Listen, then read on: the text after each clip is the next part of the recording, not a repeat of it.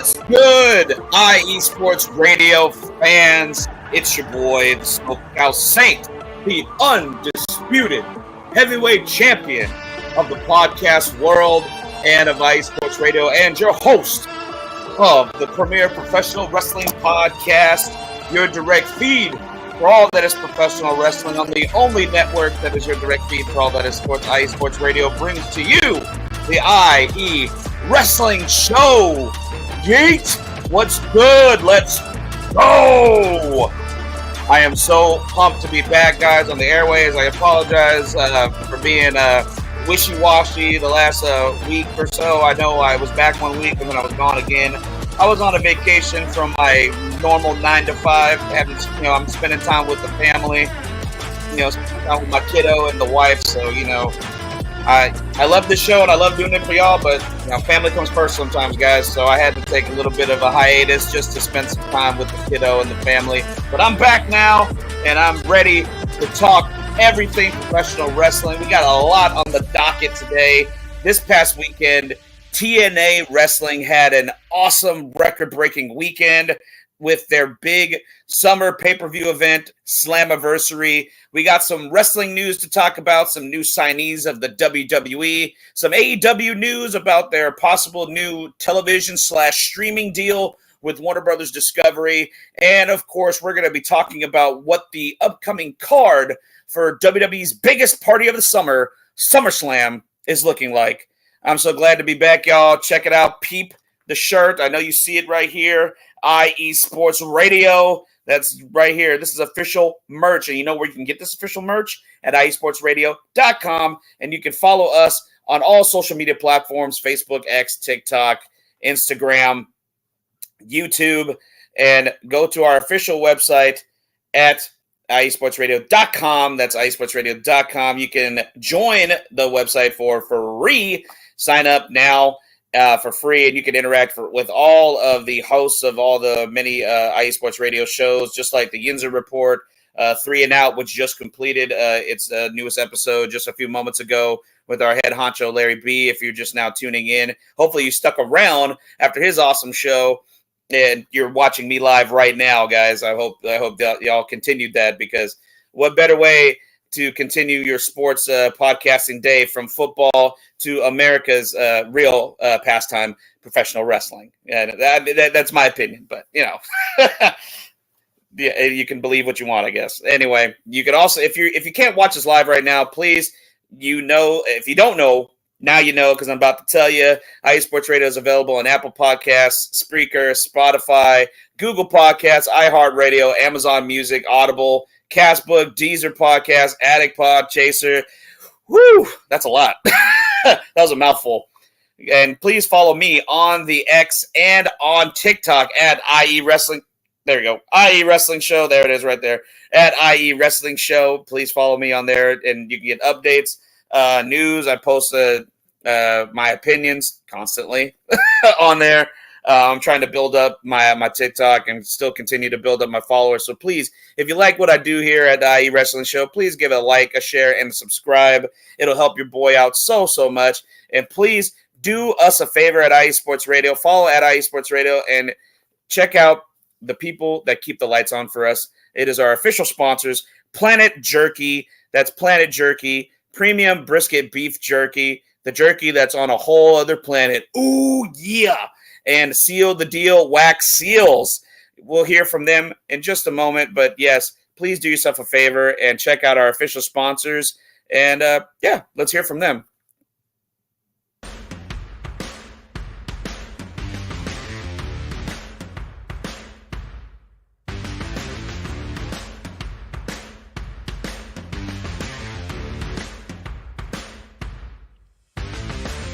IE Sports Radio fans, this show is brought to you by Planet Jerky Premium Brisket Beef Jerky. Planet Jerky is the official jerky of the 2022 California League champion Lake Elsinore Storm, Single A affiliate of the San Diego Padres. This all brisket jerky has gluten-free options, contains no MSG, no sodium nitrate, is low in sugar, and high in protein. Go to their website at planetjerky.net and Follow them on Instagram at Planet Jerky. Planet Jerky, the jerky that's on a whole other planet.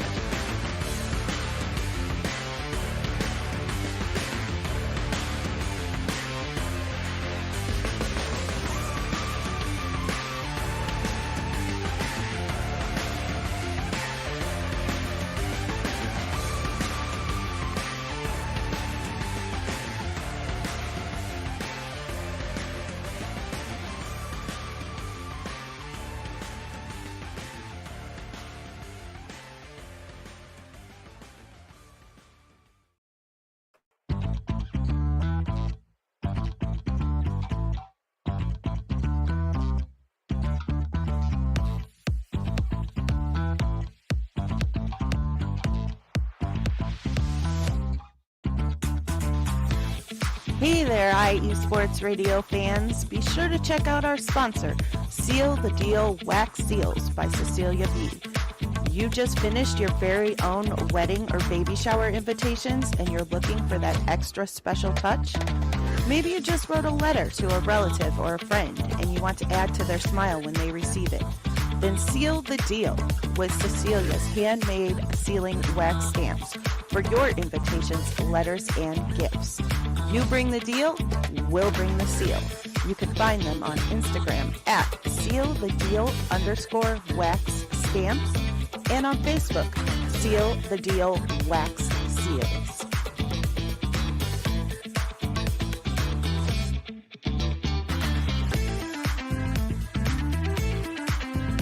Welcome back to the IE Wrestling Show. You just heard from our official sponsors of the IE Sports Radio that keep the lights on for us and keep us being able to do what we do for y'all. Talk about the sports and sports entertainment that we love, that you love, that we're all passionate about. That's Planet Jerky and Seal the Deal Wax Seals. I tip my hat if I had one on for y'all. Thank y'all for what you do. And during the course of my little intro there, I should have mentioned that when you go to iSportsRadio.com, we also have a merch store. If you like what we do and want to show some love to us, go to the iSports Radio shop and, throw some shekels our way, and you can get this premium, beautiful iSports Radio t-shirt. I wish I had a more slender body so I could, model it for y'all. But if you want some hat wear, we got some hats. If you want a tank top, you can get a tank top for your lady. Buy a shirt, and just show your love for iSports Radio. Rep it, have people walk up to you on the streets like, hey, man, that's a cool shirt. Where'd you get it? Hey, bro, go to iSportsRadio.com/shop and you can get your own. Yeah, just like that. Hey, shout out to the host of the Yinzer Report, Ralph Calise. He's in the chat room right now. I had to give it up for him. He's a loyal listener. Man, he's become a very good brother to me here on the IE Sports Radio crew. And I got to say it one time for him. Yeet. That's right. Got to give him that yeet. That's right. Man, I'm glad you tuned in, sir. We got a big show to talk about, a lot of stuff to talk about. If you guys are out of the loop with what's been going on with TNA, trust me, I'm about to give it all to you right now because TNA had one of the biggest events this past weekend. It was TNA Slammiversary, guys. Slammiversary came to you live this past Saturday, July 20th at the Verdun Auditorium in Montreal, Quebec, Canada. Yes, the French province of Canada. Montreal, Quebec, Canada. This was celebrating the promotion's 22nd anniversary as a company. And this is the 20th event under the name Slammiversary. TNA, of course, went into inception in June of 2002. It had been just under a year, or just a little over a year, that WCW and ECW had closed its doors forever when WWE purchased the rights, the copyrights, the videotape library of ECW, and then they did the same thing with WCW back in the spring of 2001. And after that, there was no competition after that, in terms of mainstream professional wrestling to the WWF at the time. WWE was the end-all, be-all at the time for a very long time, and people will still say anyway. But TNA was birthed by Jeff Jarrett, Yes, WWE Hall of Famer Jeff Jarrett and his father, the late Jerry Jarrett, with investors and some sort of a partnership with the struggling at the time National Wrestling Alliance, the NWA. At the time, TNA, when they became a thing, when they started this company, Total Nonstop Action Wrestling, they had a partnership with the NWA. So for a very short time, they were known as NWA TNA, and they used the NWA championships, the NWA World Title, Tag Team titles, the originally known as the NWA TNA X Division Championship, a lot of former WWE, ECW, WCW stars, and some fledgling rookies who are now some of the best wrestlers to ever step foot inside a professional wrestling ring, such as, of course, mainly the phenomenal AJ Styles got his big break with TNA. And after all these years, a lot of ups and certainly a lot more downs, it seems to have brought TNA to the promised land here. This year has been one of the best years TNA has had in a very, very long time. And they're still going strong. A lot of people were counting them out for many, many years over the years because they had some times where like it looked like they were definitely the number 2 almost by default. They were getting a big cult following, with WWE doing some not so great business at the time. I was even a big fan of TNA at times. One of their best years, I would say, to me, their best time period was between 2004 and 2000, like the early part of 2007. But then they kind of just petered off, and there were some money issues. A lot of their biggest stars ended up signing with like New Japan Pro Wrestling or coming to the WWE, and it's been a big how to do anyway. But for them this year, it's been a very, very successful year. They've gotten to a partnership with WWE, specifically with the NXT brand, and it seems to be doing wonders for them, which is fantastic. NXT talent has been appearing on TNA television and vice versa. TNA talent has been appearing on NXT and on NXT premium live events. So it seems like it's been a win-win for both brands, for both WWE's developmental brand and TNA wrestling. So it's really great. I really love seeing this new partnership with the WWE and TNA. It's really great to see. This is something that when he who should not be named, the former head honcho of the WWE was in charge, this would never have happened, because outside of the WWE, there was no other professional wrestling product, according to that old man. But luckily, we have a man who is a lot smarter in charge now, a.k.a. Paul Levesque, also known as Triple H. And he has his best friend running the NXT brand, WWE Hall of Famer, the Heartbreak Kid, Shawn Michaels, who is definitely a lot smarter than the old man. So, we got that to be celebratory about. Well, this past Saturday, of course, like I said, was TNA Slammiversary. And what a show it was, guys. I got to actually watch it. I didn't get to watch it live. I had to go back and watch it on a replay. But damn, was I impressed. What a great show. What a great atmosphere. The crowd was hot from start to finish. It was just a really, really awesome thing to see for TNA. Oh, the head honcho of Ice Sports Radio, guys, Larry B, is in the chat room. So is Taryn Rodriguez, host of the SoCal Supreme Sports Show. What's up, guys? What is Larry asking me to do? You have to do a Triple H impression. Oh, okay. I'll do it right now. All right. Let me tell you something, Pops. You need to go home. You're retired. It's time for the game to run things. Oh, that hurt my throat. I hope that was enjoyable for everyone, because that was painful for my throat. Anyway, so we kicked off the pre-show for TNA Slammiversary with a 4-way women's match. Tasha Steelz defeated Fabi Apache, Giselle Shaw, and Zaya Brookside in a very hot pre-show match. The crowd was just hot from start to finish. They were just ready, chanting TNA, TNA, TNA. It was great. Just a a really awesome way to start the show. Thanks, Taryn. I appreciate the love. And the next match on the card, which I was surprised it wasn't on the main card, but a very solid match, a very short match. It was only 6 minutes and 45 seconds runtime. I wasn't counting at the time, but I went back and checked the stats. Kushida defeated a former TNA World Champion Rich Swann via submission with his future armbar. Very, very good match between the two. These guys, I hope, get a bigger platform at some point in their TNA run. And then the next match on the card, the TNA Knockouts World Tag Team titles.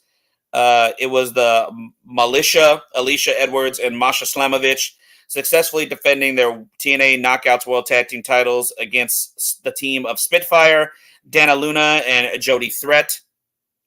The final pre-show match was former TNA World Champion Eric Young successfully defeating former MLW World Champion Hammerstone in a one-on-one match, a very short one-on-one match, 5 minutes and 25 seconds. I was actually surprised by the result of this match. I would think they would have a young talent like Alexander Hammerstone go over the veteran Eric Young, but with it being in Canada and Eric Young being a native Canadian, maybe that was, a nice little nod for Eric Young to get the victory in his home country. Then we came to the pay-per-view, guys. First match right out the gate was Broken Matt Hardy. Delete, defeating JDC, formerly known in the WWE as Fandango, in a one-on-one match. The crowd was very hot to see the wrestling legend Matt Hardy in a one-on-one setting here. Another very short match for a pay-per-view opener, 4 minutes and 40 seconds. But it was, I believe it was short for a reason, because the next match on the card definitely brought out one of the best matches of the night for sure. What is it? Larry just hit me up in the chat room. Bro, I just can't get on board with Broken Matt Hardy. You need to, man. You need to get on board. Put the walls down, man. Put those walls down and just enjoy it for what it is. The ridiculousness of it all, man. Just enjoy it. The next match on the card, 16 minutes and 50 seconds. Definitely one of the best tag team matches I've seen all year long, and that's definitely saying something because there's been some great tag team matches this year so far.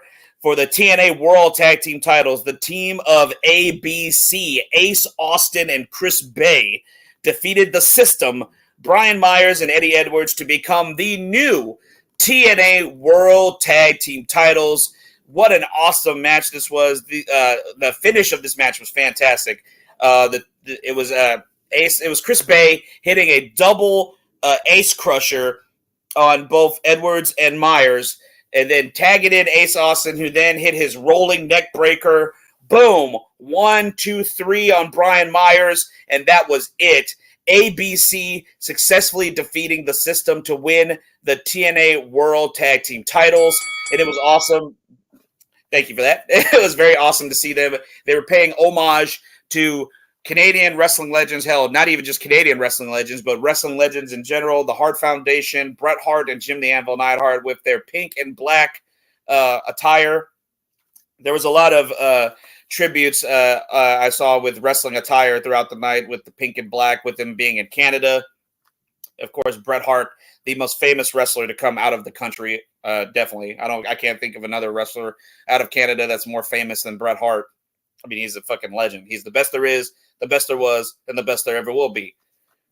But successful tag team title victory for ABC. I'm so glad to see them winning the tag team titles in TNA. They're a very good tag team. I would love to see them pop up on an episode of NXT. I think it's long overdue now since this partnership has started. So hopefully we get to see ABC eventually pop up on NXT television one day. Next match on the card was Mike Santana defeating Jake Something in a very solid one-on-one match.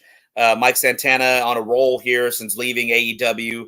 He seems to definitely be getting a more creative and a more stronger booking since joining AEW. Since leaving AEW for TNA, which is a surprise. A talent leaving AEW after being overlooked is now getting a much better shot elsewhere. Go figure. Next match on the card. This was awesome to see because they just recently reunited for a match on NXT, and then they had a match on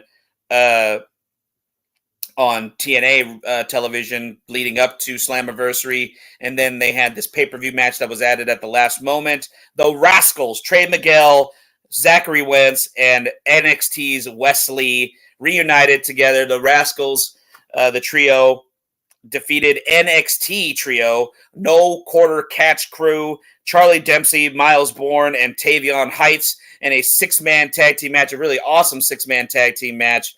And it was really cool to see the Rascals. They came out in matching gear, of course, and they were dressed all like Buzz Lightyear from the Toy Story franchise, which was cool. Growing up in the 90s, being a 90s kid myself, I grew up and loved the Toy Story films as a kid growing up. My son watches Toy Story now, which is, still mind-blowing for me. But yeah, it was really cool to see. You could see the enjoyment on the faces of Miguel, Wentz, and Lee. These guys haven't been together as a trio since 2020, I believe. That's when Zachary Wentz and Wesley were signed by NXT, and they became the tag team known as MSK. And they were two-time NXT tag team champions before Zachary Wentz was unfortunately let go by the company.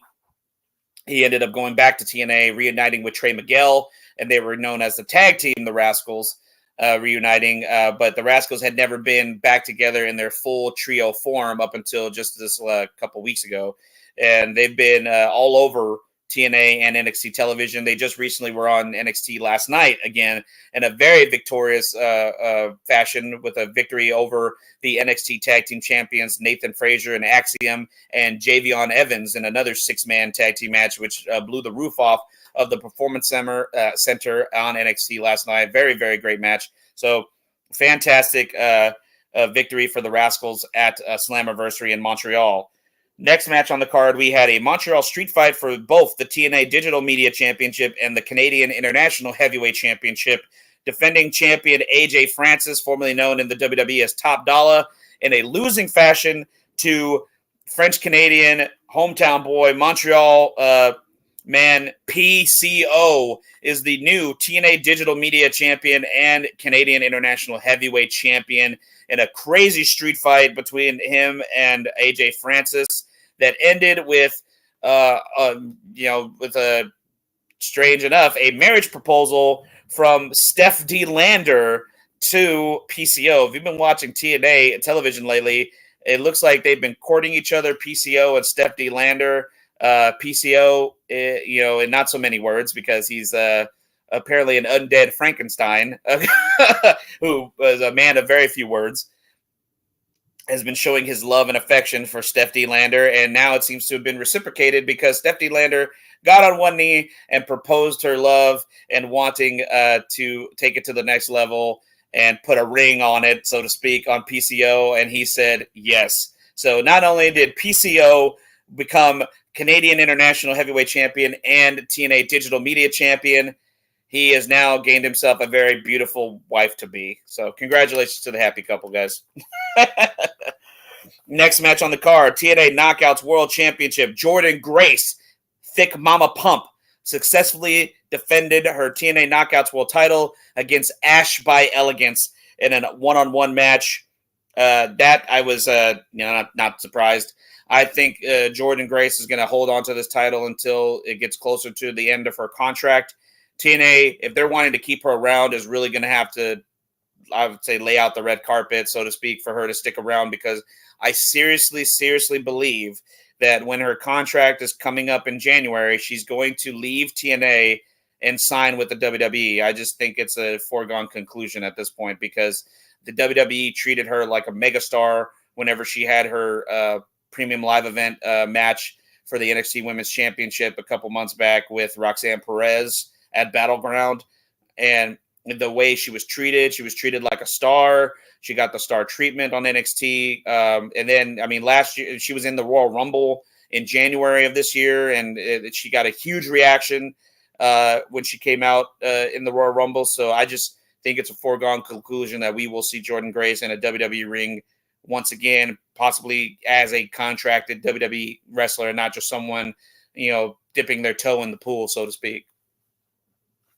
Next match on the card was the semi-main event for the TNA X Division Championship. Speedball Mike Bailey defeated Mustafa Ali to become the new TNA X Division Champion in a solid match. What a fucking awesome match this was. Pardon my French. What an awesome match this was. It was really, really great. Just a lot of high-flying action, which I was not, shocked that that's what we got, because these are two of the best high flyers in the business today. But these guys are not just spot monkeys, so to speak. They are very technically sound wrestlers who put on a technical match as well. They gave us a little bit of everything. And there was a point in the match where the referee got knocked out, the ref bump, the typical ref bump where he was out of the ring and not around to count the fall, when it looked like Mike Bailey was going to become the new X Division champion. And then at this point, the Secret Service of Mustafa Ali, men in black suits, the Men in Black, started decimating Speedball for the purposes of helping Mustafa Ali retain his X Division championship. And then Mustafa Ali motioned to the entrance ramp and started, come on, for another referee to come out. And lo and behold, came out TNA Hall of Famer and referee of course, the much talked about, probably overly talked about, Montreal Screwjob, Earl Hebner. If you're new to this show, if you're new to professional wrestling, if you're a little rusty on your wrestling history, I'm gonna give you a quick little 1-2 about the Montreal Screwjob. 1997 Survivor Series. It was the last night of Bret Hart's WWE career. He walked into Survivor Series as WWE champion. And if you haven't watched, you should look it up. It's Hitman Hart, Wrestling with Shadows. It's an actual documentary that followed Bret Hart through the final year of his WWE contract. And it leads up to this event. This is a major part of the documentary, legit, where the Montreal Screwjob takes place. Bret Hart it does not want to drop the title to Shawn Michaels, because in real life at the time, Shawn Michaels and him they hated each other. Just put it out. They could not stand one another. They couldn't be in the same room with one another. They absolutely hated each other because of the disrespect that Shawn Michaels constantly showed to Bret. Bret was told by Shawn to his face that I will not do the favors for you. Basically, I will not put you over. I will not lose to you. And Bret took that as ultimate disrespect and told Vince that on his final night, since he was leaving the company for WCW, and according to their agreement, Bret had creative control, which he had not used at any point during his final year at the WWE until that night, and said that he was not going to put over Shawn. He did not want to lose in Canada. He did not want to lose the title to Shawn. He wanted to just have it be a double disqualification, and then he would just relinquish the title the very next night on Raw, give it to whoever, give it to Vince, and then have them do a tournament or whatever the case was. That was the agreement that Bret agreed on. And then behind Bret's back, Vince, Triple H, Shawn Michaels created the Montreal Screwjob, where they would have referee Earl Hebner ring the bell when Bret was put into his own finishing move, the sharpshooter, and he would not submit. It was not real. He would just ring the bell, and Bret would be declared the loser. Shawn was declared the winner, and Shawn was the new WWE champion under very, very controversial circumstances. If you haven't seen it, you should check it out. I don't know how you'd have. If you're a wrestling fan, you should know all about this, but that was my quick little history lesson for you guys.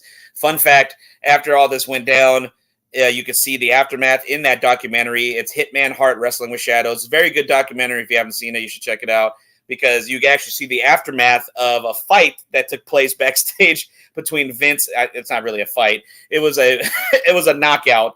Vince went into the locker room to talk to Bret after legitimately screwing him in front of his family, in front of all his Canadian fans on live pay-per-view at the time.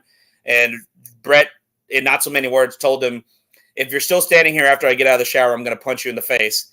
And Vince, being a dumbass, stayed there. Bret came out of the shower, only in a towel. And according to Bret, he fucking uppercutted Vince right in the face. knocking him out. And he had to be carried out of the locker room by his officials and Shane McMahon, his very own son. And then you actually see the aftermath of the fight in the documentary. You see Vince groggy walking in the hallways of the arena with a starting to form a black eye. So that's also a nice little tidbit if you want to see that. But yeah, so that's the history of the screw job, and that's Earl Hebner's involvement. So that was what was being teased by Mustafa Ali, having Earl Hebner come down to the ring. The crowd already knew what was going on. They started chanting, "You screwed Brett! You screwed Brett! You screwed Brett!" They were just pouring on the heat on Earl Hebner and Mustafa Ali. Mustafa put Speedball Mike Bailey in the sharpshooter to add insult to injury, and it looked like that Earl Hebner was going to go ahead and ring for the bell. Mike Bailey was saying no. He was not submitting. He was not saying he was giving up. And then a cooler head prevailed, and Earl Hebner was like, "No, not again. I will not be the man who screws another man out of a championship." And he said, "No, I'm not doing it." Mustafa Ali got in his face, tried to physically intimidate Earl Hebner, which then led to Speedball getting the upper hand, putting Mustafa Ali in his very own sharpshooter, and Mustafa Ali couldn't handle the pain, and he taps out. Earl Hebner rings the bell. We got a new X Division champion, Speedball Mike Bailey, and Earl Hebner has redeemed himself to the Montreal, Quebec, Canada fans for the Montreal Screwjob, righting the wrong that he did so many years ago by successfully helping the new X Division champion, Speedball Mike Bailey. So congrats to Speedball Mike Bailey for winning the X Division championship, and definitely one of the best matches of the pay-per-view. And then finally we got to the main event, which was the 6-way elimination match for the TNA World Championship. It was Moose defending the TNA World Championship against Josh Alexander, Steve Macklin, Frankie Kazarian, Nick Nemeth, and Joe Hendry. And yes, I do believe in Joe Hendry. And I really thought that Joe Hendry was going to be the new TNA World Champion. Oh, all right. So Larry B., the head honcho, has a very serious question for me. He says, "Do I believe in Joe Hendry?" Yes, I believe in Joe Hendry. I believe in Joe Hendry. Yeah, sorry, I had to do that. Damn it. Anyway, so I really thought that they were going to give it to Joe Hendry because he's been, like, blowing up lately. He's probably been the most popular he's ever been in his entire wrestling career. Joe Hendry is fucking fantastic. Yes, he is awesome, Larry. That is right. Yeah, Joe Hendry is fantastic. Little tidbit before we continue with the match here. Joe Hendry popped up on NXT television once again last night and announced that he will be on next week's episode of NXT, which is a special event called the Great American Bash, and he will be performing live. So I don't know if he's going to be performing an original song or if he's going to be performing his actual entrance music, which of course is one of the most downloaded songs apparently on the UK pop charts, and it's like all over TikTok and it's all over Spotify. It's probably one of the most downloaded wrestling entrance themes ever, especially one that's created by the wrestler themselves. So awesome. Joe Hendry will be back on NXT television live next week at the Performance Center for the Great American Bash. Anyway, this match saw the turn of Josh Alexander, which was crazy, and no one expected this. Josh Alexander turned heel during this match, assaulting Joe Hendry and assaulting Nick Nemeth as well. I think Josh had just been eliminated, and he could not take that. And it showed his true colors. So Josh Alexander is now a full-blown heel. It looks like we may be getting either Josh Alexander versus Nick Nemeth or Josh Alexander versus Joe Hendry in the very near future. It came down to Moose actually got eliminated in this match during the course of the match. So we were guaranteed a new TNA World Champion during this match. It came down to, I believe it was Frankie Kazarian and Nick Nemeth were the final two in this match. And Nick Nemeth, formerly known as WWE's Dolph Ziggler, who has been on a roll lately. He is the IWGP, I believe it's the International Champion. I forget what their new singles title is. And he is the AAA Mega Champion, which is the World Championship for Lucha Libre AAA. He is now the new TNA World Champion. Yes, Nick Nemeth, formerly known as Dolph Ziggler, is a world champion for an American wrestling company once again. He is the TNA World Champion. This marks his 4th World Championship in professional wrestling. He is a 2-time former WWE World Heavyweight Champion. He is a former 1-time NXT Champion. And now he can add the TNA World Championship to his list of accomplishments.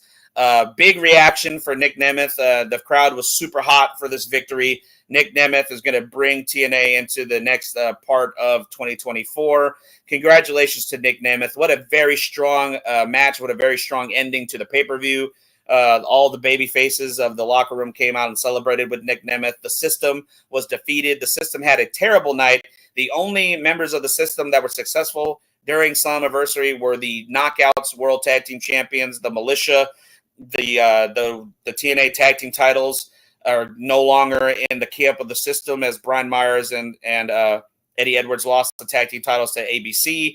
And now Moose is no longer the TNA World Champion. Nick Nemeth is your new TNA World Champion. Not only was this a successful pay-per-view in terms of fantastic wrestling action, but TNA hit record numbers. They had a 4,000 plus sellout. It was completely sold out. 4,000 plus people in attendance at the Verdun Auditorium in Montreal, Quebec, Canada. And it was the biggest live gate for TNA wrestling in a decade. In 10 years, they had never had such a huge live gate. They probably made more money in one night at this one event that they've had in a very, very long time, which is fucking awesome to see. Professional wrestling, guys, is on the rise. This is a new, I hate to use this term because I feel like it's been overused, boom period. You know what I mean? But I feel like we are in the midst of a rebirth in the popularity of professional wrestling. Professional wrestling has been on the rise over the last couple years. WWE has been the best it's ever been. TNA has now been the best it's ever been in a very long time. And you got to admit that their partnership with the WWE has definitely been more successful than their previous partnership with AEW was. Even Moose said this recently on an interview. I believe it was with Fightful Select with Sean Ross Sapp. He sat down with an interview for him and stated that, you know, in not so many words, you know, that when one company is unselfish in terms of the partnership, then everybody wins. So you can see that was like Moose taking a shot at AEW, saying that AEW's partnership with TNA during 2020 and 2021 was more beneficial for AEW than it was for TNA. And it really was, because I feel like it didn't bring any new eyes to TNA. It didn't in terms of attendance, in terms of you know, of eyes on the product, in terms of money, any of that. It did not grow their company whatsoever. You know, and you got TNA talent losing more often than not on AEW television and on their own product to AEW talent.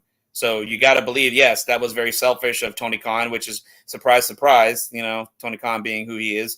But WWE, they have been more beneficial. They've been more welcoming. They've been more open. They've presented TNA talent like the stars that they are, and it is translating to success for TNA wrestling. So it really is great to see that after all these years, TNA is now in this great partnership with the WWE, with NXT.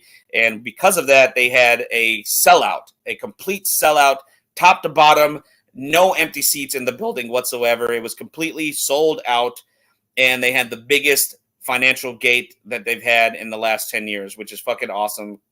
I want to give TNA a round of applause for an awesome pay-per-view. Hopefully this continues, you know, in the near future. And shout out to Larry in the chat room. Yes, wrestling right now can actually compete with the Attitude Era. I would say wrestling right now might be even better in terms of in-ring wise. I feel like wrestling is better now than it was back then. I mean, we had a lot of talent back then during the Attitude Era and a lot of great wrestling, yes, but I feel like the talent has evolved in such a way that, I mean, like, only certain big matches stand out from the Attitude Era now, and I feel like we get great matches almost on a weekly basis depending on what you're watching. You know what I mean? So yeah, so we're going to take a short little break, guys. Let's hear from some of our affiliates of IE Sports Radio. And then when we come back, we're going to talk some wrestling news. We got some headlines I want to discuss with y'all. And hopefully some of the people in the chat room have some comments for me. But we'll be back. Stay tuned, guys. We'll be right back in just a moment.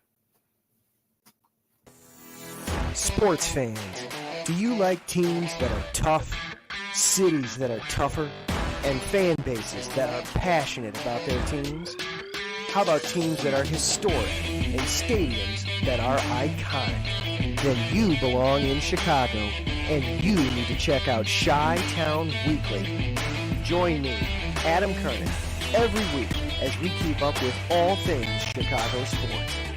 Bears, Bulls, Blackhawks, Cubs, White Sox. We'll cover them all, plus more. The Windy City is always buzzing, and we'll keep you up on all the big games and major stories. So tune in to Chi-Town Weekly every week right here on IE Sports Radio, your direct feed for all that is sports.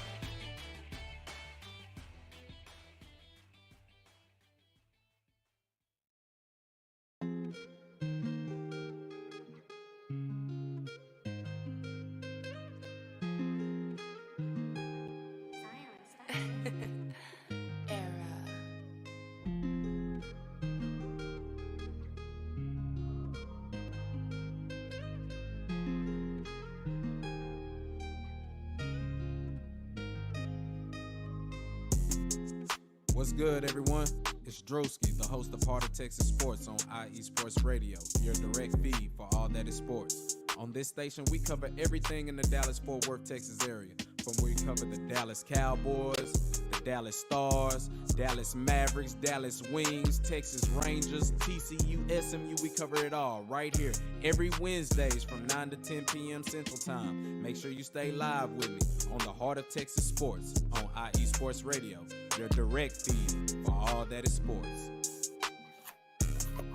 What's good, y'all? It's your boy, the SoCal Saint. Still here live on the IE Wrestling Show. That is what you are listening to, guys, right now. Thank you for continuing to stay with me on this awesome Wednesday afternoon or morning, depending on what side of the world you're listening to us on. But yes, so we are back live. Thank you to our IE Sports Radio cohorts and affiliates, the Chi-Town Weekly Show with Adam Karnak, and the Heart of Texas Sports with It's a Drewski. Two great shows on IE Sports Radio. You definitely need to check them out, guys, if you haven't already done so.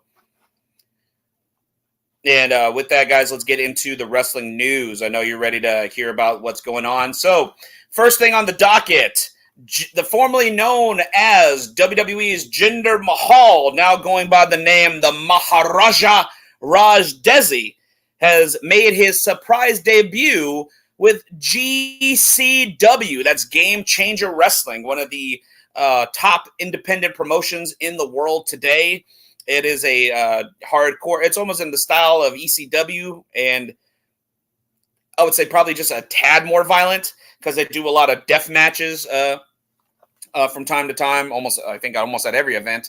But yes, so former WWE champion Jinder Mahal, who was released from the company earlier this year, has repackaged himself as the Maharaja Raj Desi, and he debuted last Friday night at GCW's Friday Nights So High event, following a lot of numerous travel issues caused by the global IT outage, in which the likes of Joey Janela, Max Caster, Masha Slamovich, and Danhausen were unable to appear on the show.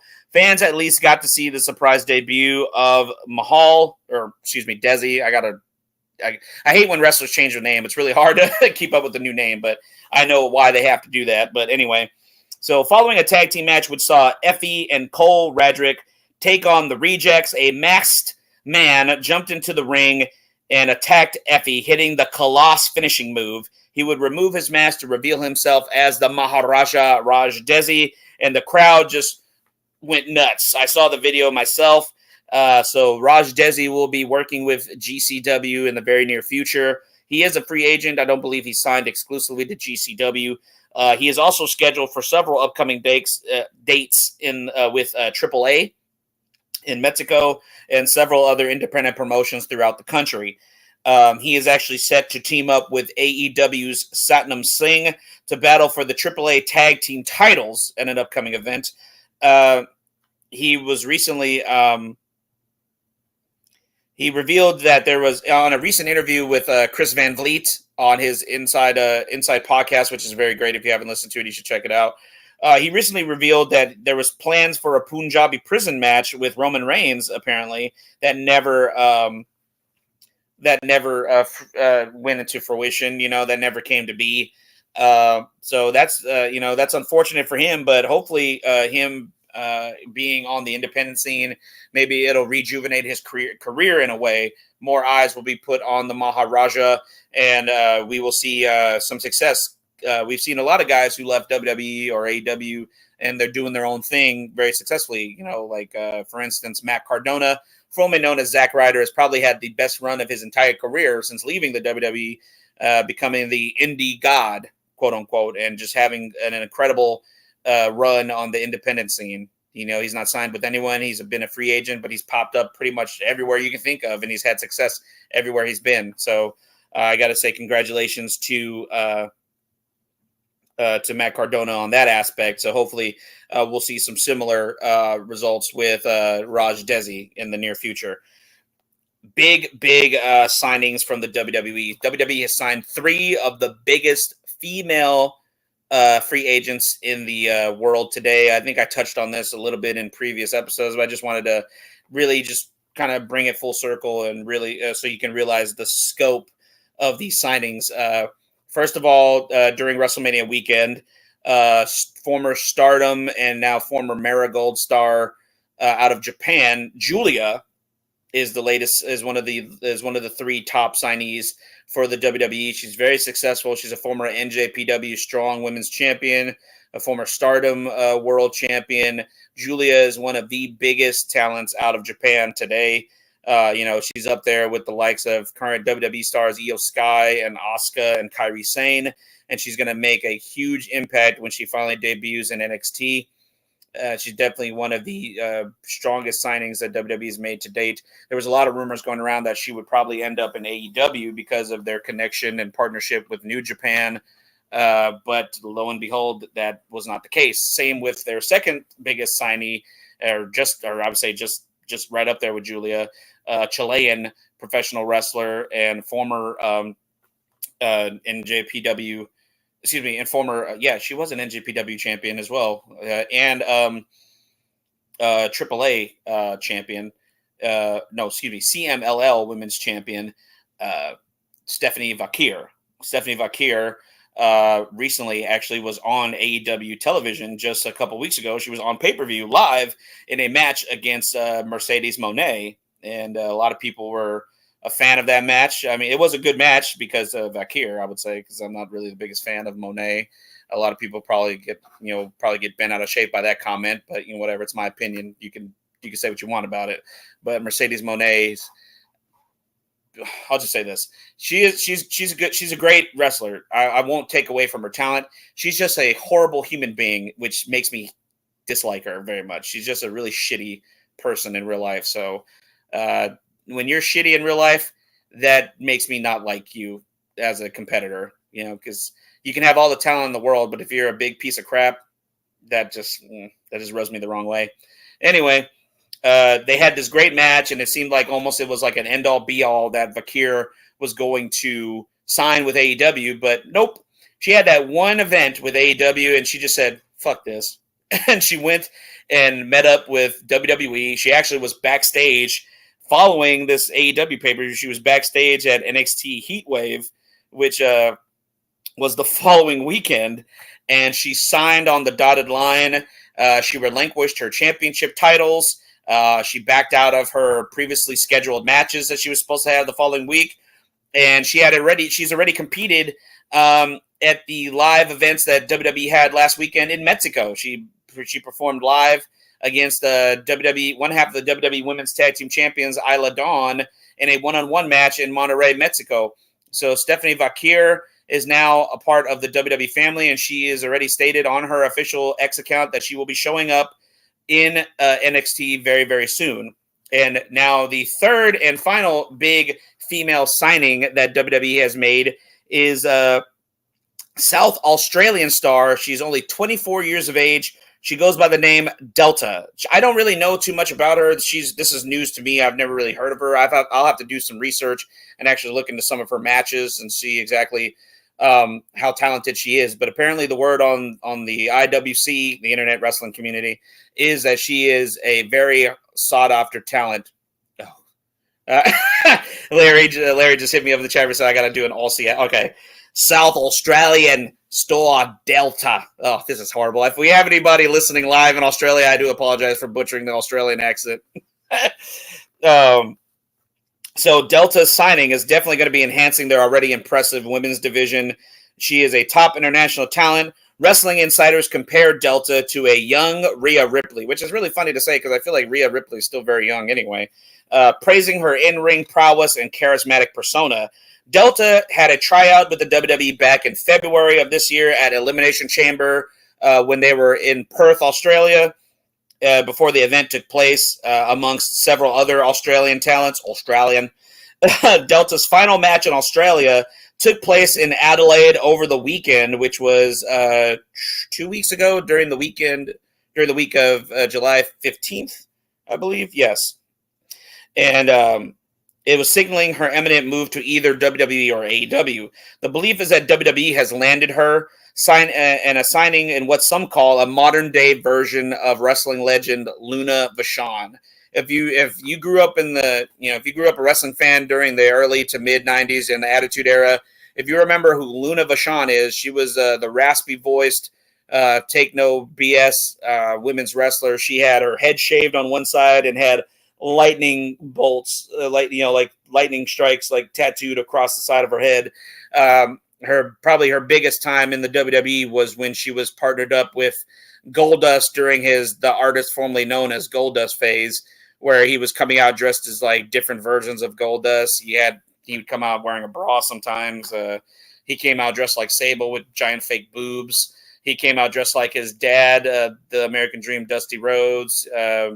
He came out dressed like Santa Claus one year. I think there's one time he came out dressed like a baby for New Year's. Goldust was going through a thing. Anyway, so that's I think that's really high praise to say that she's a modern day Luna Vachon, because Luna, which is surprising that she's not in the Hall of Fame yet, but she's very well respected amongst her peers in terms of her wrestling ability. And this is a quote: "Delta is a legitimate badass, and her signing is a massive win for WWE," one fan commented on social media. Another remarked, "Delta is probably better than Rhea Ripley was when she first entered WWE. She's going to make a huge impact. Delta's journey from the Australian wrestling circuit to what could be the global stage of WWE marks a significant milestone in her career." So that's high praise, because Rhea Ripley is definitely one of the best professional wrestlers on the planet today, not just female, but all around, male or female. So to give her that sort of praise is fantastic to see. So WWE is doing the damn thing, signing 3 of the biggest international female talents in the world today: Julia, Stephanie Vaquer, and now Delta. So, man, we got a talent from Japan, we got a talent from South America, and now we got a talent from Australia. So, man, WWE is they've always been a global company, but their talent is now showing what the company is. They're global, they're starting to expand that and having global talent become part of the company, which is very, very smart. Because if you're trying to grow your product in different parts of the country, it's probably best to have wrestlers from those countries. You know what I mean? It's like I I feel like it's almost like what football, not American football, but what football does. You know, you have talents from all over the world playing for different teams, and that brings eyes from those countries that those people come from to the product, to those teams. You know what I mean? So it makes a lot of sense. Let's see what the next bit of news is. Some sad news. Thank you, sir. Larry, with it's a good comparison. Thank you. So with new talents, we're starting to lose some talents, which is unfortunate. Apparently, the rumor going around is that Bobby Lashley and MVP are on their way out of the WWE. According to PW Insider, reports are saying that WWE has made Bobby Lashley a contract offer, but it wasn't one that immediately made him jump to sign. Lashley has strongly considered seeing what he would be worth out on the market, which is understandable, especially with AEW and Tony Khan having his daddy's checkbook in his back pocket. So, hey, get your money. I ain't gonna knock you for getting your money. I mean, what they do with you is that, I mean, that's on you once you sign on the dotted line. But hey, if you can get that bag, bro. You know, I ain't gonna fault you for that. Apparently, MVP's current WWE deal is up in mid-August, which is, we're very close to August. We're only a week away from the first. And there have not been any major discussions as of yet about a new deal. MVP has been very critical. If you've seen any of his social media postings, he's kind of implied that Triple H is not fond of wrestlers of certain ethnicities, which is really just bullshit. Honestly, it's not. I don't think it's fair to say that at all, especially with a lot of the talents that he has booked over the years and pushed over the years, especially recently. As far as like you had the Street Profits. They're probably one of the best tag teams on WWE's roster today.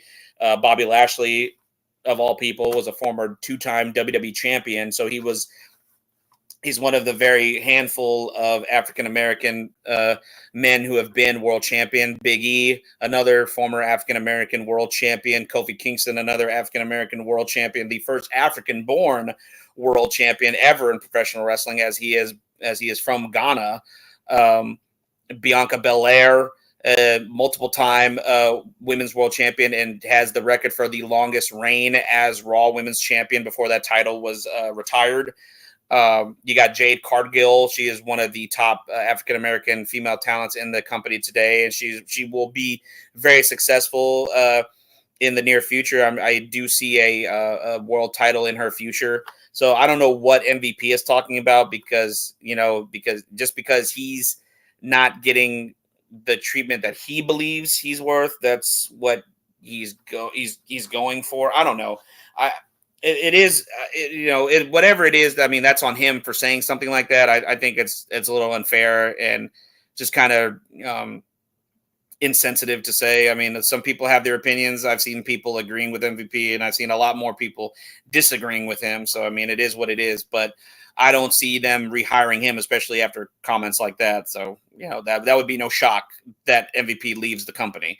Bobby Lashley, I think it would be it would really suck to see Bobby Lashley leave WWE because I feel like he's had a great run since coming back. This is his second run with the company.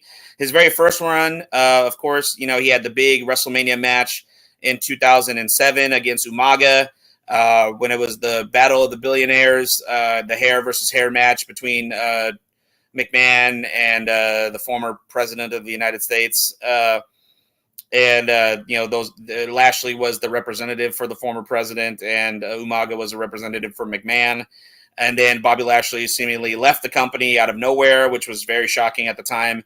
And then he went on to compete in MMA, where he was very successful. He actually competed in Strikeforce and a couple other MMA companies. He never did compete in the UFC, unfortunately.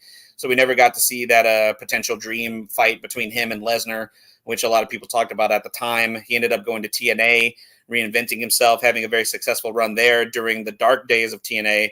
And he ended up coming back to the WWE in the last few years. And I feel like his run this time has been even more successful. He got 2 United States Championship title reigns out of it, 2 WWE World Championships out of it, So, I mean, what more can Bobby Lashley do in the WWEs? I mean, I would like to see him stay. Obviously, I think there's still a lot that he can do, especially for a man his age and the way he looks. He doesn't look a day over 20, and he's in his late 40s. And I mean, you know what they say, black don't crack. So, Bobby Lashley could be a very great talent to keep under contract. But I mean, if he ends up leaving, then more power to him. I wish him the best in his future endeavors. So that is what WWE expects, that Lashley and MVP are both leaving the company. Apparently, internally, they have taken them off the active roster and have put them on the inactive list. So it's probably almost a foregone conclusion at this point, but it's still a rumor until we actually see the official word come from the company themselves. So just take that with a grain of salt, guys. Next thing on the card, I just wanted to let people know that Monday Night Raw next Monday and the following Monday for 2 weeks will not be live on the USA Network. They will be live on the Sci-Fi channel. Yes, Raw on Sci-Fi. That's right. Thank you for that graphic. Awesome. Thank you. Raw will be live on Sci-Fi for the next 2 weeks because of the 2024 Paris Olympics. So a lot of the Olympic Games are going to be, broadcasted on NBC Universal television stations, specifically, NBC. If you subscribe to Peacock, you can actually watch a lot of the events on Peacock. And one of the other NBC Universal channels under the umbrella is, of course, the USA Network. So with that said, Raw will have to be moved over to the Sci-Fi channel just for 2 weeks. So the go-home show for Monday Night Raw next week before SummerSlam will take place live on Sci-Fi channel. So definitely reset your DVRs, change the channel from the USA Network to Sci-Fi channel so you don't miss Monday Night Raw next week and the following week, just to let my fan, out there know so you guys don't miss, especially a big go-home show and then the show after SummerSlam as well, because big things usually happen on the show before and after big premium live events. So just wanted to get that out there if people didn't catch Monday Night Raw when they made that announcement this past Monday. Ooh, I like that. Next up on the docket, I'm trying to go through this so we can get into SummerSlam. So another rumor going around for new signees. Man, WWE is just doing big things. Apparently, the rumor going around is that WWE has signed 2 former TNA World Champions. They are actually former multiple-time TNA World Tag Team Champions together as well. So they've had separate reigns as World Champions, and they were former TNA World Tag Team Champions. Of course, I am talking about the Motor City Machine Guns, Alex Shelley and Chris Sabin. The rumor going around earlier this year is that Sabin and Shelley had finished up with TNA, and it seemed like it was a foregone conclusion that they were going to AEW. Of course, dumbass Tuna Meltzer, who you can never listen to because everything that comes out of his mouth is complete and utter BS. Nothing he says is of any value. None of it is of any circumstance, substance, or truth because he's just a giant liar, and people pay him $15 a month to tell them lies. I don't understand how people could actually pay this man any sort of money whatsoever to listen to complete and utter BS. But whatever. Anyway, if you want to hear any more opinions about that ass clown, just listen to Eric Bischoff's podcast, 83 Weeks, and you can hear what he really feels about Dave Meltzer. Anyway, so apparently the rumor is that, in fact, WWE has signed Alex Shelley and Chris Sabin, and they are soon to be debuting. Apparently, if the rumor is correct, that Alex Shelley and Chris Sabin will actually be in the Cleveland area performing one of their final indie dates during SummerSlam weekend. So that seems a little whoa, that's a little convenient that the Motor City Machine Guns are in Cleveland the weekend that WWE is there for SummerSlam. Seems a little too coincidental if you have to, if you're asking me, but stranger things have happened. But if they are signed with the WWE, that is awesome, fantastic for them. Get the bag, boys. This is probably your last great run that you can have. These guys are in their mid 40s now, I would think. I think they're in their early to mid 40s now, but they are still very much very talented. They can still go. They are one of the best tag teams in professional wrestling today, yesterday, right now. They are just so overly talented that I can see them having fantastic matches with WWE's DIY, with Theory and Waller, with the Street Profits, with the Judgment Day, you name it. These guys can have a great match with anyone. That's how good they are. So if they are in fact signed, that is just another win for WWE. So just keep your eyes, guys, peeled. And if anything comes up during SummerSlam weekend, you'll definitely hear about it on my official X and TikTok pages at IE Wrestling Show first. So that's just a rumor at IE Wrestling. There it is, at IE Wrestling Show. So yeah, just keep an eye out for the Motor City Machine Guns. Last thing on the docket in terms of wrestling news, AEW and Warner Brothers Discovery have come to a supposed agreement. Take this with a grain of salt because neither company have said anything to the effect as of yet.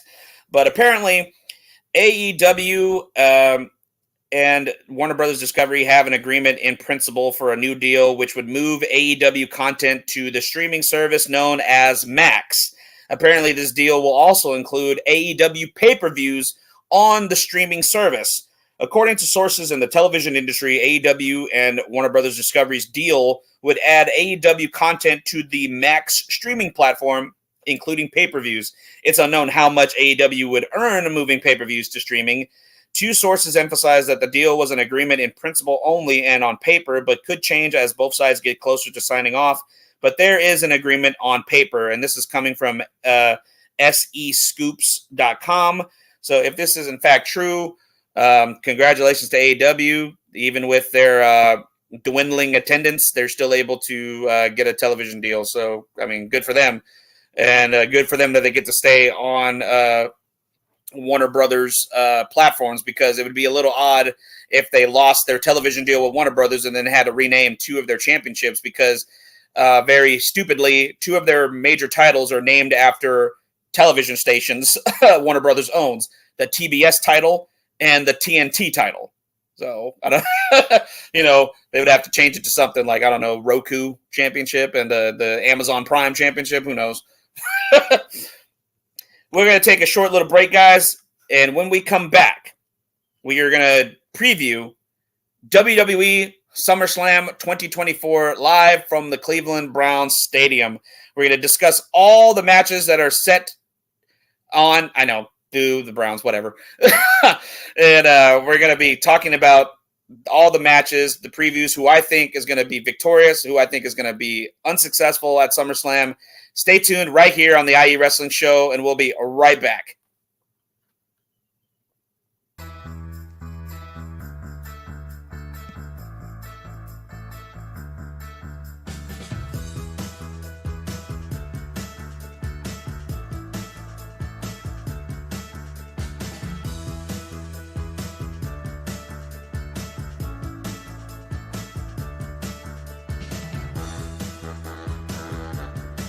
What's up, New York? This is Ricky K coming at you at the NY State of Sports, a new show here on IE Sports Radio, your direct feed for all that is sports. Listen to me every Thursday afternoon as we bring you the latest takes on the Yankees, Mets, Jets, Giants, Knicks, Nets, Rangers, Devils, and Islanders. Plus, you get some college hoops and what's the local sports events going on in the area. It's a state that never sleeps, so why not get the opinions and sports takes that never sleep? Again, every Thursday, 2 p.m. to the NY State of Sports. We'll see you then.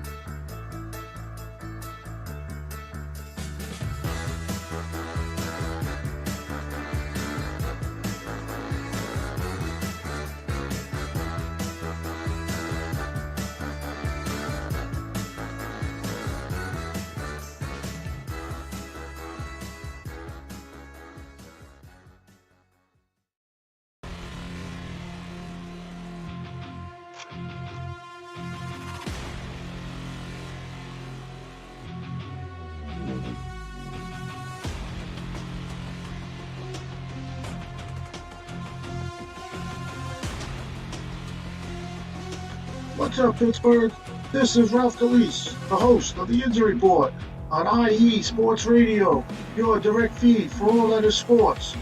Are you that passionate diehard Steelers, Penguins, Pirates, or just a Pittsburgh sports fan?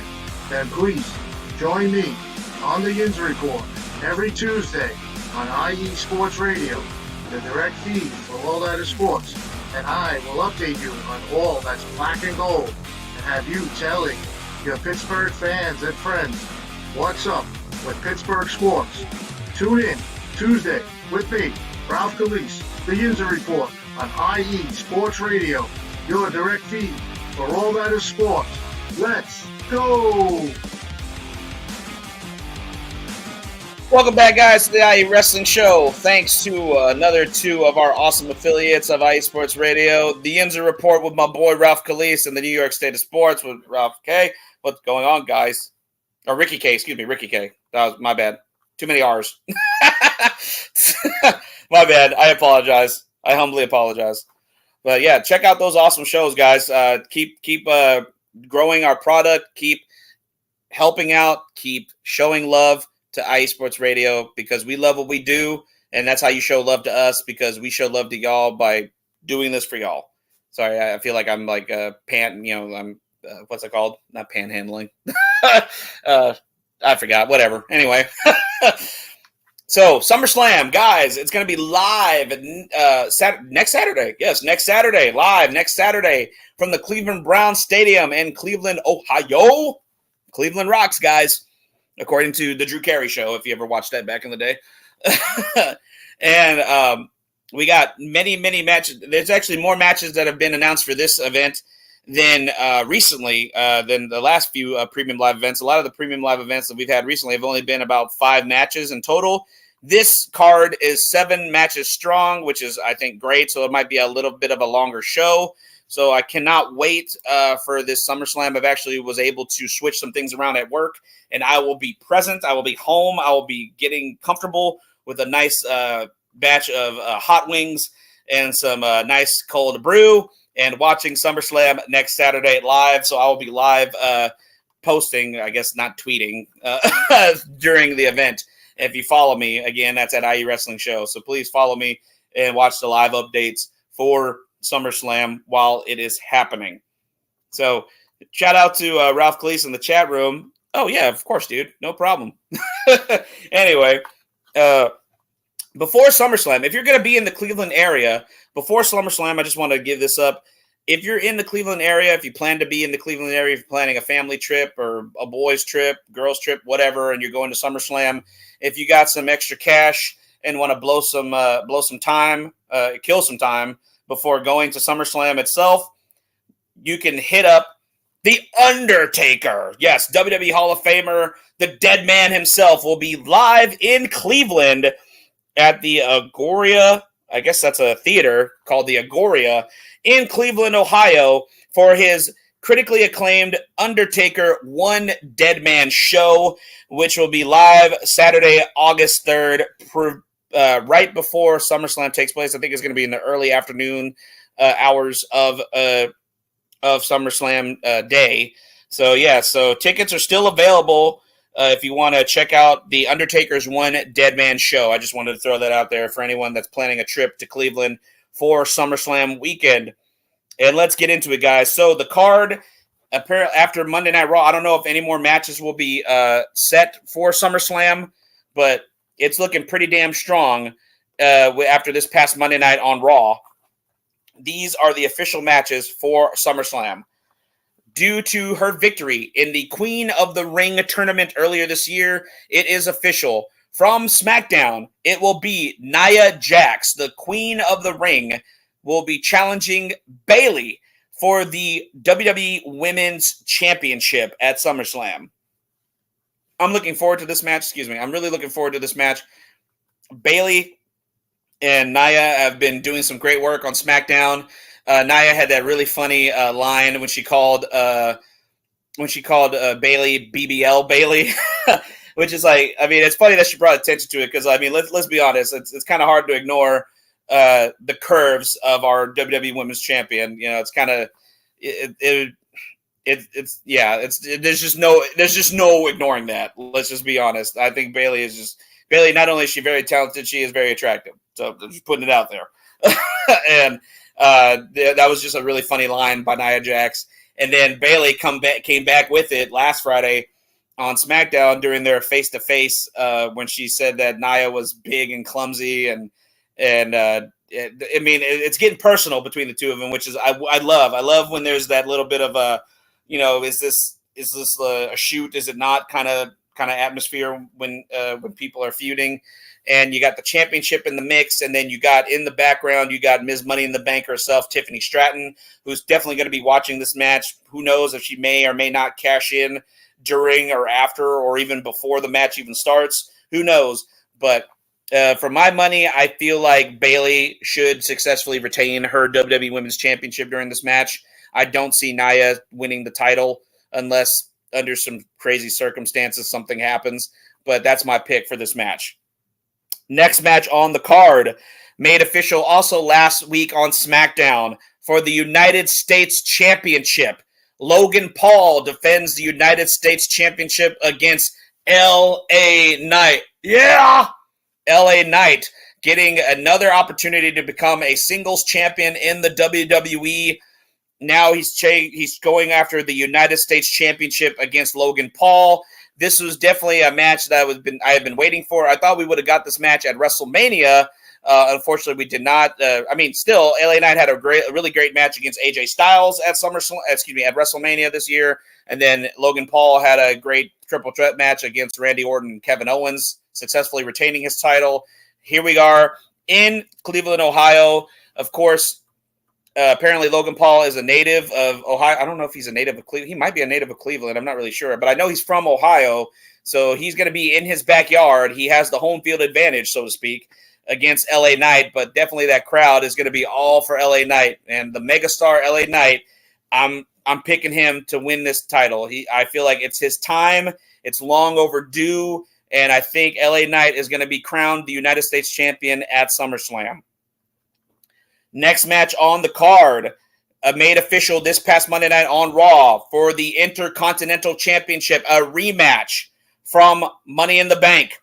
It will be Braun Breaker challenging the Intercontinental Champion, Sami Zayn. The underdog from the underground will be defending the Intercontinental title once again against the badass himself, Braun Breaker. This is going to be a hell of a match.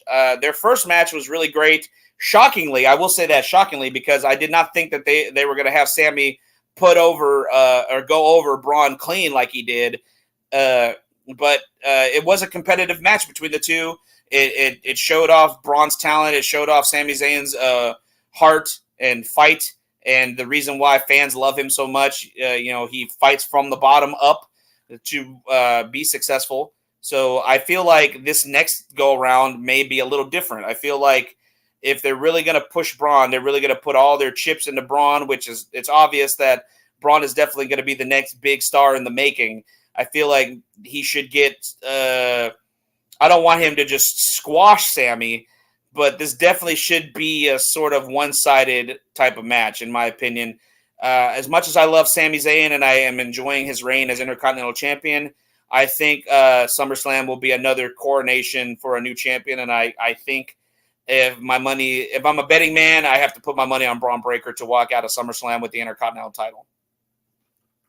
Next match on the card, I know Ralph is going to be excited for this one in the chat room, so get ready, sir. For the Women's World Championship, Liv Morgan, gorgeous, defending her Women's World Championship against Mommy herself. She's back, and she wants her Women's World title that she never lost back, Rhea Ripley. This is definitely one of the most talked about matches on the SummerSlam card, especially with the ongoing feud and this love triangle between Dirty Dominic Mysterio, Liv Morgan, and Rhea Ripley. As a matter of fact, this past Monday night on Raw, the segment involving Rhea, Dom, and Liv that took place live in the ring was actually the most watched segment of Monday Night Raw. It was number 1 in the demo of men, or demo of, I think, men, I guess. I think it was mostly men, they said. The demo of 18 to 49.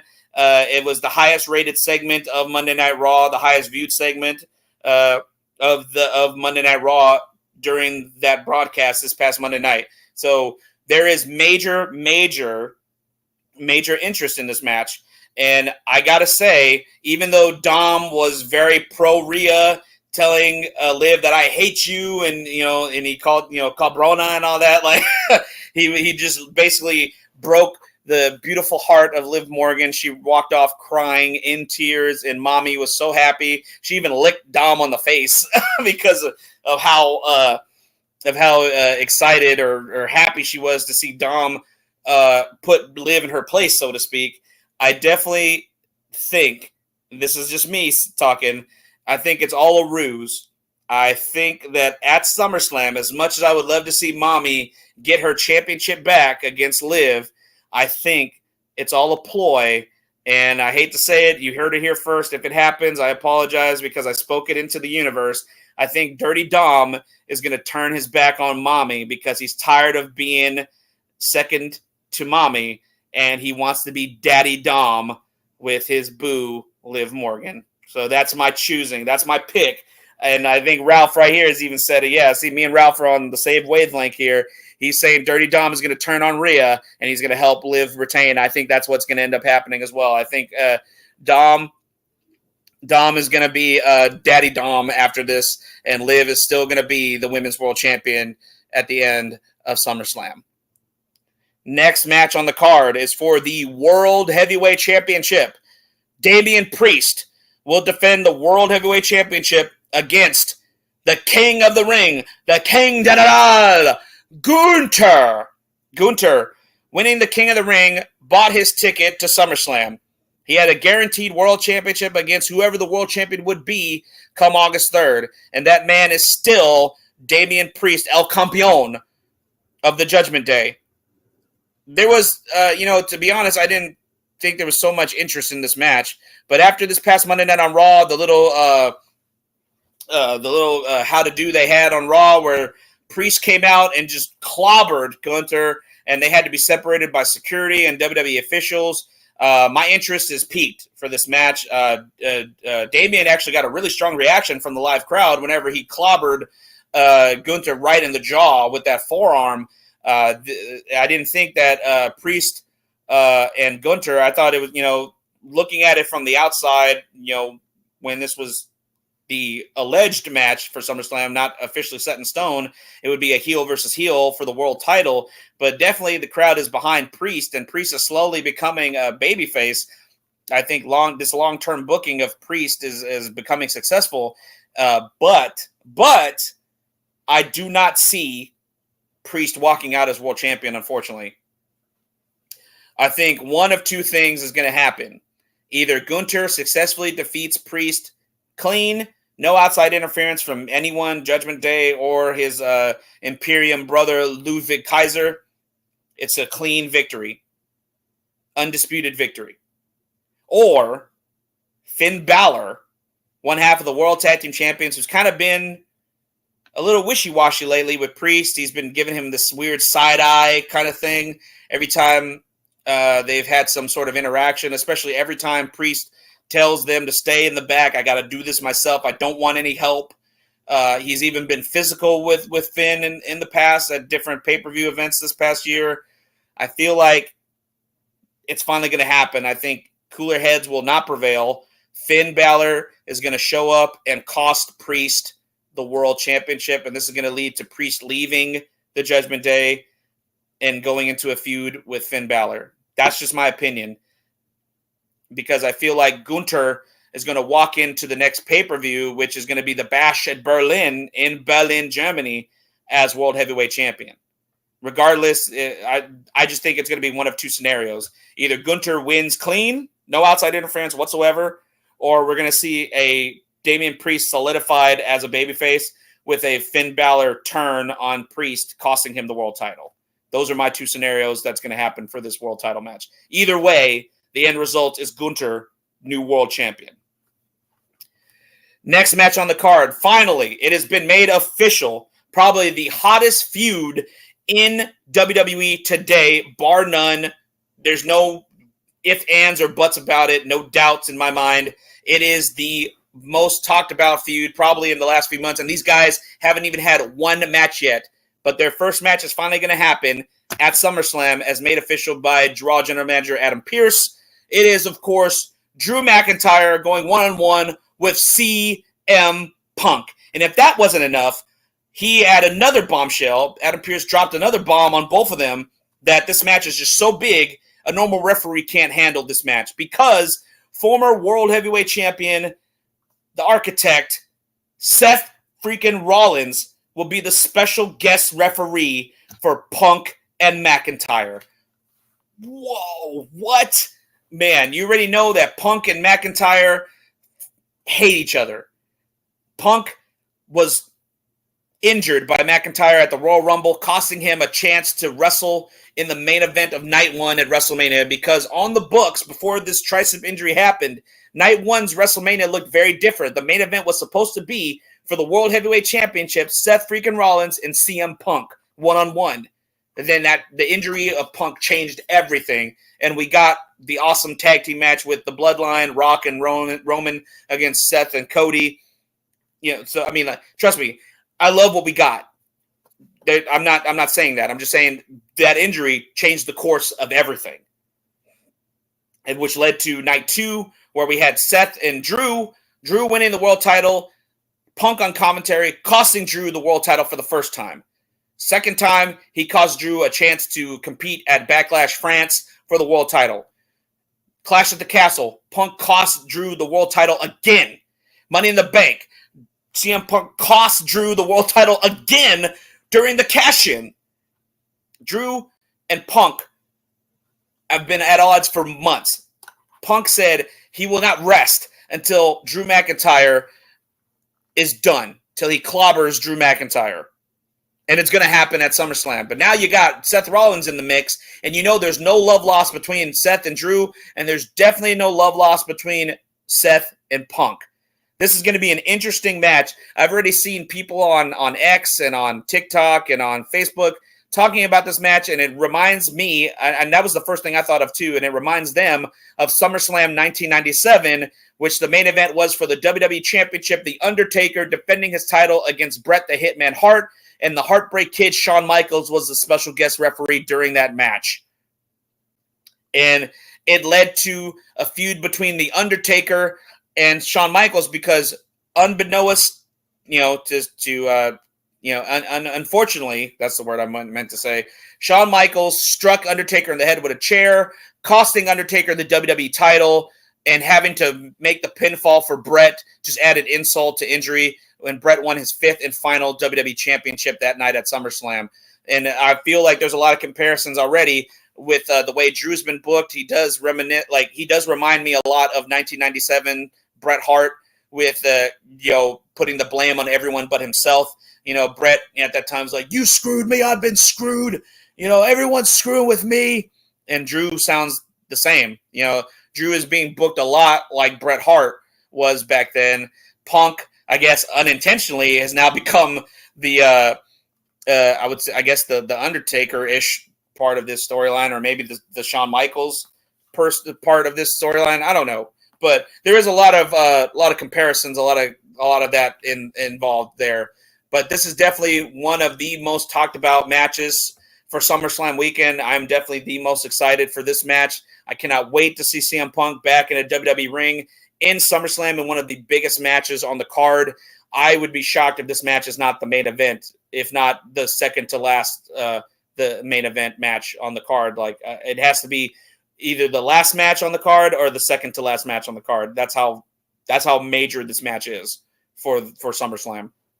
And then for the the undisputed WWE Championship, the American Nightmare Cody Rhodes defends the undisputed WWE Championship against the tribal chief, I guess the new tribal chief of Bloodline 2.0, Solo Sikoa.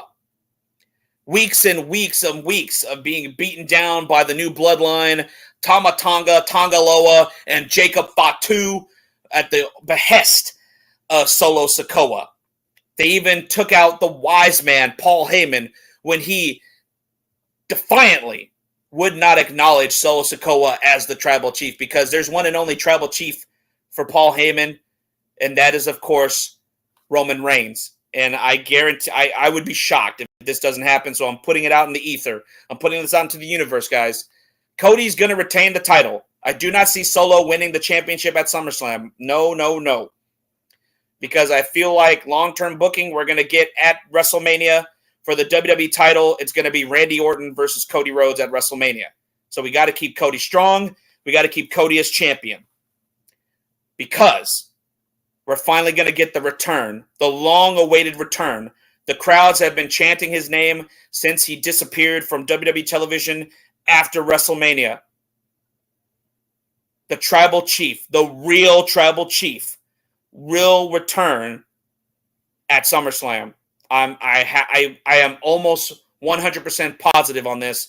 We will see the return of the head of the table, Roman Reigns, to reclaim his spot at the head of the table and to put Solo in his place.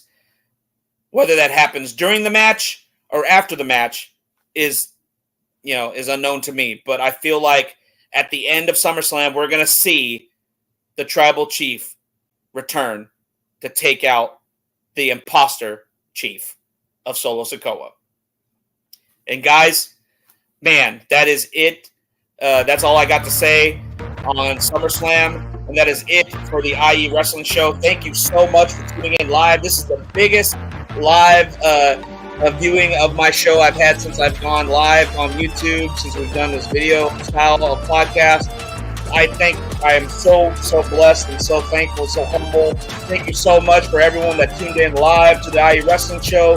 Please follow me on X at IE Wrestling Show and on TikTok at IE Wrestling Show. Follow IE Sports Radio on all social media platforms, Facebook, Instagram, TikTok, X. Check out our website, iesportsradio.com.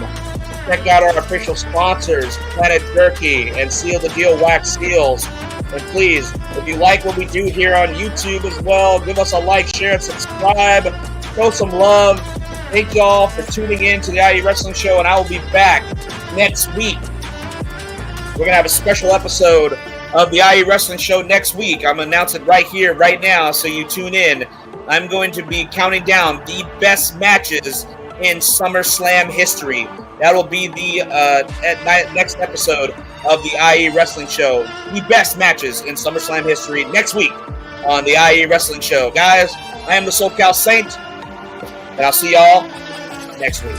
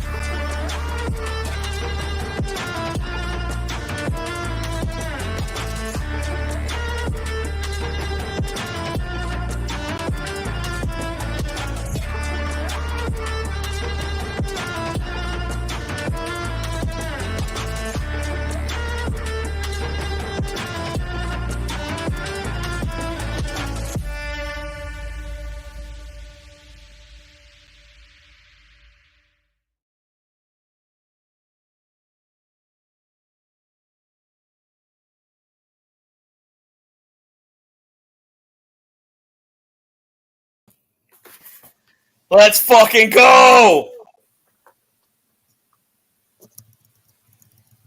I can't hear you for some reason.